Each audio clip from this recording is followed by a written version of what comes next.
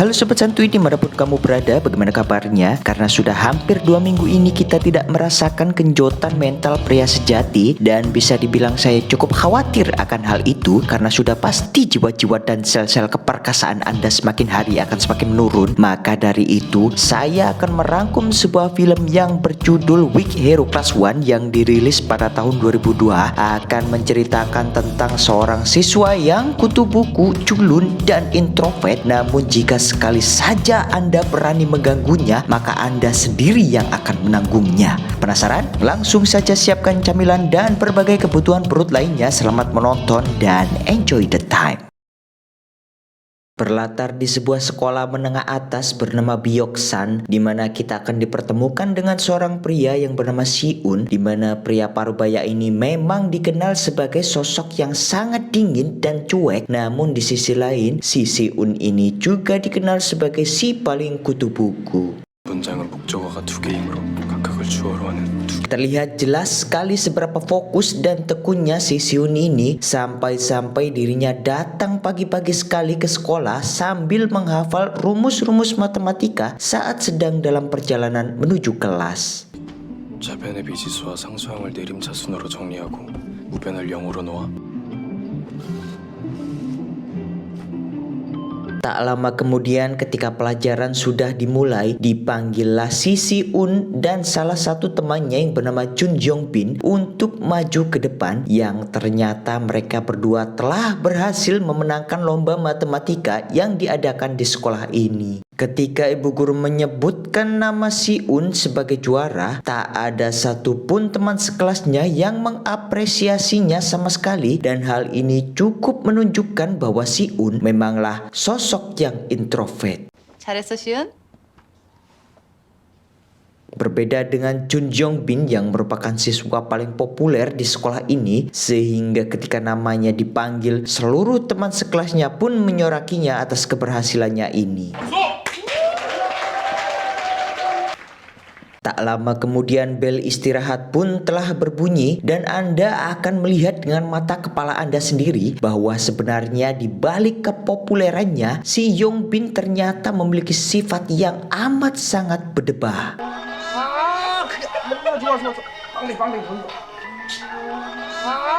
Dari sini Anda sudah menyaksikannya sendiri, di mana dirinya telah mengintimidasi salah satu teman sekelasnya untuk dijadikan seorang kacung selebgram, dan hal ini sangatlah tidak berkeprihewanan. 사람들이 네 영상에 반응 존나 좋은 거 알지? 너 씨발 공부도 안 하고 인맥도 없고 계속 수조해. 되는 거야. Tak hanya itu, tanpa ada motivasi dan tujuan yang jelas, si berdebah ini tiba-tiba mengkepret Si-un dengan menggunakan sendal ketika Si-un sedang fokus belajar. Dan Anda akan melihat dan merasakan sebuah aura-aura yang amat sangat mengerikan yang dikeluarkan oleh Si-un.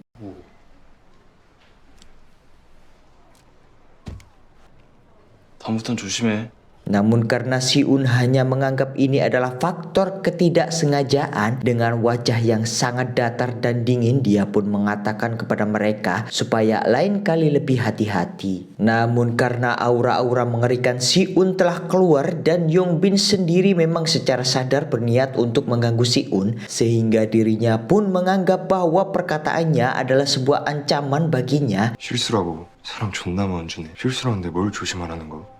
Hingga akhirnya terjadilah ketegangan di antara mereka berdua. 야, 뒤질래? Karena secara mendadak muncul gerombolan kakak kelas pemain baseball yang sedang mencari Suhu, ketegangan di antara mereka berdua pun tak berlanjut. Dengan penuh amarah kakak-kakak ini berkata, siapa di sini yang bernama Suhu? Di tengah ketegangan ini, Suhu sendiri justru masih bangkong di dalam kelas dengan menggunakan bantal pink kesukaannya. 박난? 손날이다 이 개새끼야! Dan ternyata konflik ini terjadi gara-gara kaum Hawa bernama Yati yang memfitnah Suhu telah memukulnya. Namun faktanya Suhu hanyalah menolak cinta si Yati karena dia bukanlah tipenya. Karena kakak ini sudah terlanjur cinta dengan Yati, ia pun hanya mempercayai omongan Yati seorang dan langsung menyerang Suhu saat itu juga.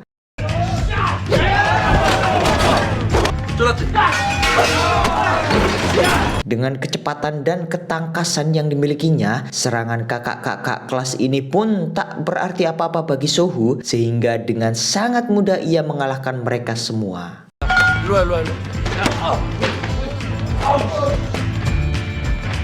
Namun ketika Sohu memperingatkan kepada mereka untuk berhenti, mereka justru tetap menyerangnya, dan karena dirasa perilaku mereka sudah mulai melewati batas dengan menghancurkan properti yang ada di kelas ini, maka Sohu pun dengan terpaksa melontarkan satu pukulan serius hingga membuat salah satu dari mereka tak sadarkan diri. Sementara Si-un sendiri tiba-tiba menatap Sohu dengan tatapan dingin yang penuh ancaman, yang ternyata Sohu secara tak sengaja sudah menjatuhkan tepak kesayangannya, sehingga Sohu harus meminta maaf kepadanya. 미안하다. Keesokan paginya seperti biasa, Si-un datang pagi-pagi sekali, yang di situ sudah ada Sohu yang juga seperti biasa sedang molor di kelas dengan bantal pink kesukaannya. Tak lama setelah itu ketika pelajaran olahraga dimulai, Si-un telah mendapati seragam olahraganya sudah menghilang, sehingga dia pun langsung menatap ke arah Yongbin dan konco-konconya. 뭘 봐? Ketika pelajaran olahraga sudah selesai, Yongbin yang saat itu sedang cangkruk bersama teman-temannya pun tiba-tiba dihampiri oleh Si-un yang hanya seorang diri dengan tatapan yang sekali lagi amat sangat dingin untuk memperingatkan kepadanya supaya tidak mengganggunya. 나 방해하지 말라고. 그만해. 부탁이다. 나 얘기했다. 야! 니들 많은 거야? 네. 정말 맞아요. Singkat cerita, keesokan paginya di kelas ini telah kedatangan murid baru berkacamata yang amat sangat kaya bernama Bum-suk. Dan seperti anak baru pada umumnya, ibu guru pun mempersilahkannya untuk memperkenalkan diri di depan kelas. 나는 오범석이라고. Ketika jam istirahat telah datang, Yongbin dan konco-konco berdebahnya pun langsung mendatanginya untuk menyapanya dengan cara menghajarnya.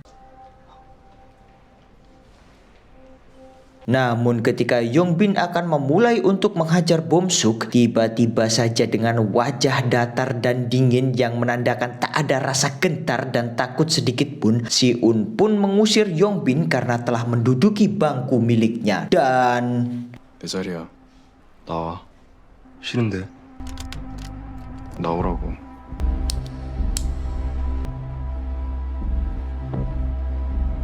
namun karena Sohu tiba-tiba bangun dan mengusir mereka, Yongbin dan teman-temannya pun langsung ketakutan dan pergi meninggalkannya. 내지 마라.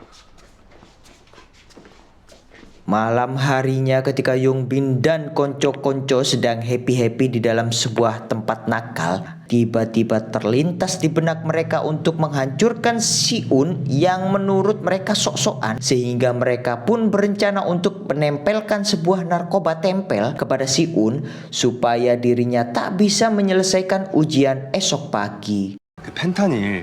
아니 그게 아니라 여기 목 같은 데다가. 몸도 둔해지고 졸립고 원래 진통제니까 좀 몽롱해지지.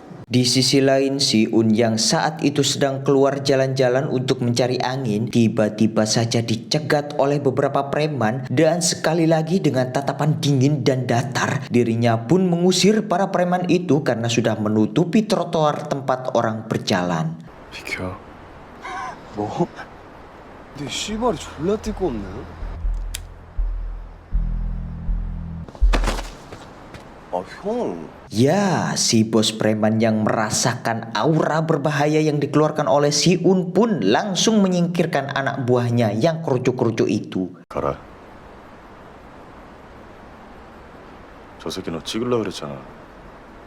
Keesokan paginya ketika ujian akan dimulai, dengan bantuan si murid baru, narkoba tempel itu pun berhasil dipasang dengan cara seperti ini. 벌레가 자꾸 날아다니는 거죠. 다른 관념이나 사물로 대신하여 따내는 방법이 있다.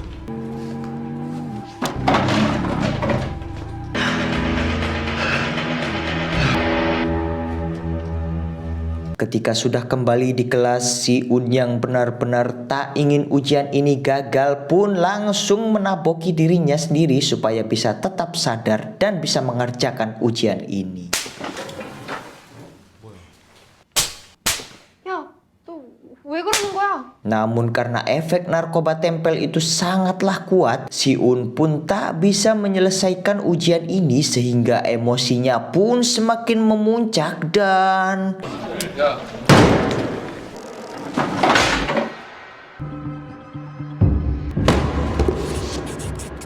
물체의원 심력을 이용해 타격 지점에 더 큰 충격을 줄 수 있다.